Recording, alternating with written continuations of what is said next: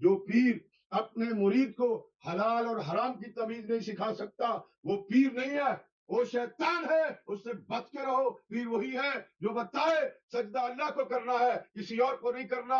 محبت مصطفیٰ ایسی ہو کہ میرے پیارے بھائی تیری زبان جو ہے اس پہ ہر وقت درود پاک جاری ہو، تیری زبان پہ درود پاک جاری ہو، تیری زبان پہ رب کے اسماء کریمہ جاری ہو، تو کبھی سبحان اللہ پڑھتا ہو، کبھی الحمدللہ پڑھتا ہو، کبھی اللہ اکبر کہتا ہو، کبھی لا الہ الا اللہ کہتا ہو۔ محترم بھائی یہ ہے تیری اصل زندگی۔ اگر تو نے اسلام قبول کیا ہے، اگر اسلام قبول کرنے کے بعد بھی تیری زندگی وہی جہالت کی رہی، تو محترم بھائی جس شیخ کے ہاتھ میں تو نے ہاتھ دیے ہیں کل قیامت کو اسے بھی جواب دینا پڑے گا کہ میرے بندے تیرے پاس آتے تھے تجھے اچھا انسان سمجھ کے، کیا تو نے انہیں دین سکھایا؟